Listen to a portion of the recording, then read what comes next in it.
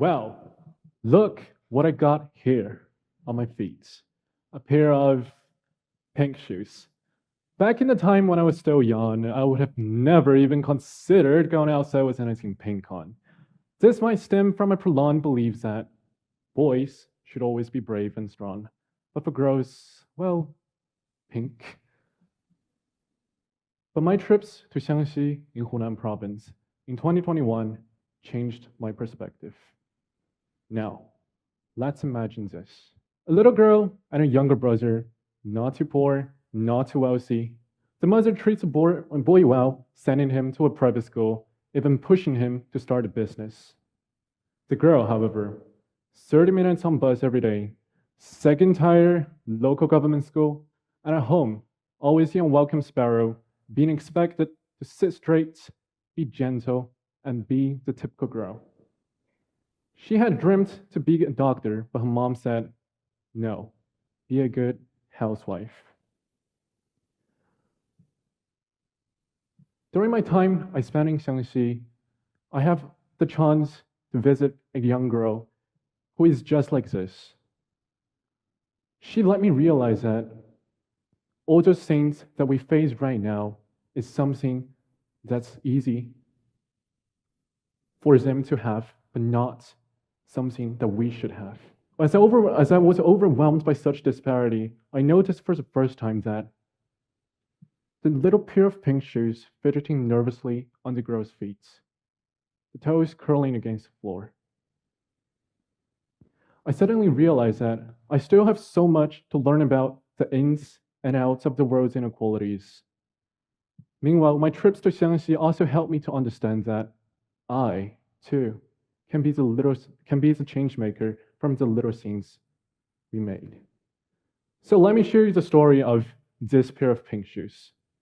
It was summer 2021. I traveled to Xiangxi for a summer camp. As I immersed myself in the simplicity of the local environment, little did I know, however, that my perception was about to be profoundly shaken. I spotted while sitting in a car, peering outside the window, a little girl no older than 7 or 8 years old, running naked down the streets. I was only around 12 or 13 at that time, so seeing the naked girl kind of made me blush.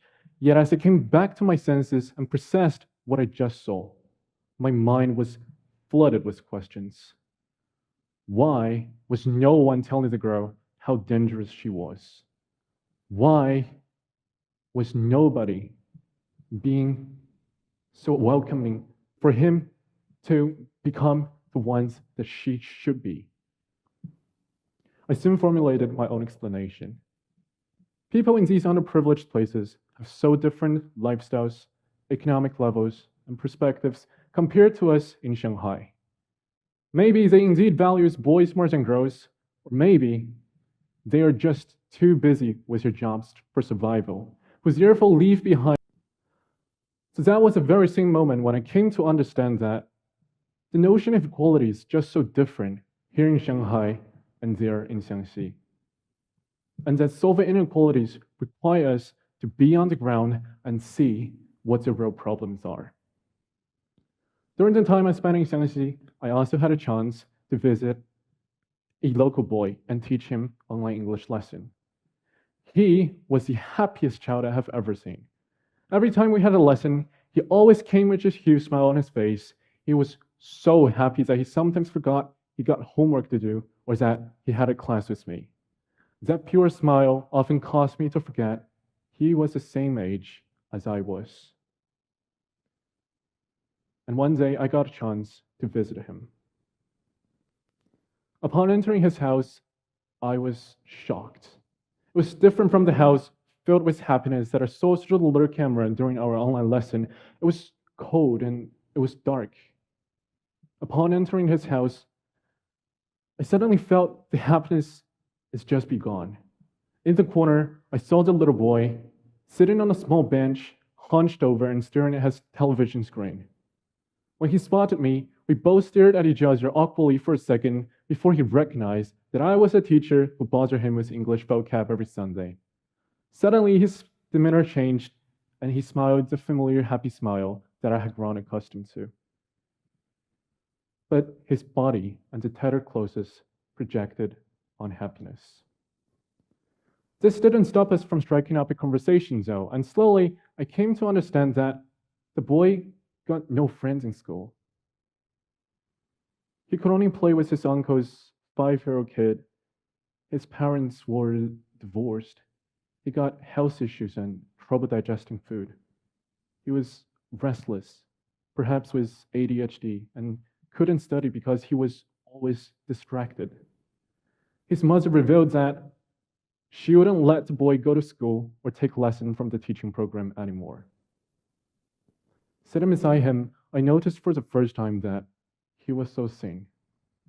Looking into his bewildered eyes, I suddenly realized that all those books that are brought, wishing that he could improve his English through reading, and all those donations, money, or clothes that people provide to rural places everywhere around the world are indeed important, but not the most essential.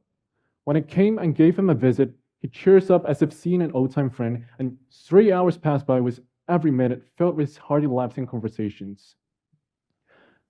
It's easy to think that money can just solve all those problems.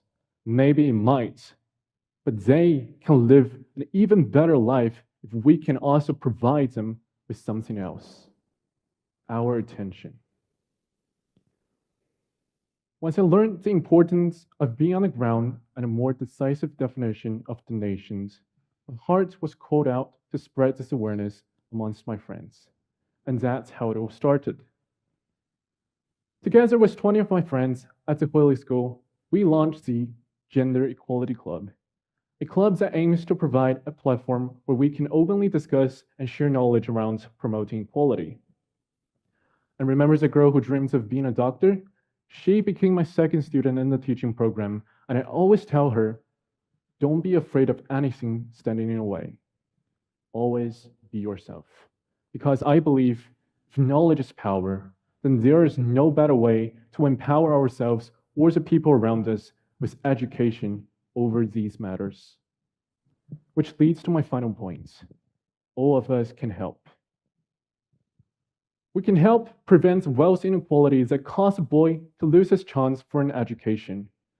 We could help prevent the gender inequalities that cause a girl to lose her mother's care and attention and ultimately her right to achieve her dream. We could help as long as we find the willingness to do so. It all started from the little things like visiting rural areas so we are more on the ground, or by donating our time and attention, or by simply sharing this message, increase awareness, proliferate empathy and sympathy. Who knows?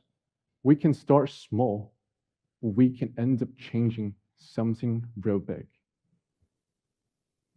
Finally, standing in this pair of pink shoes, I want to apologize. My trips helped me to understand what I have just told you right now. But they also let me understand that the world shouldn't have the kind of perspectives that I once had. So I apologize for my prejudice. I apologize for my shame of wearing these shoes. I apologize for the inequality that put me in this superior position in comparison to those children standing on this stage talking to you about equality. This pair of pink shoes represents my own transformation. It all started in Xiangxi. So I want to thank those boys and girls, thank the town, and thank everything and everyone who helped me understand equality. They are the ones who empowered me. They are the ones who helped me understand and find my purpose and my direction. They are the ones who breathed life into my transformation. Thank you.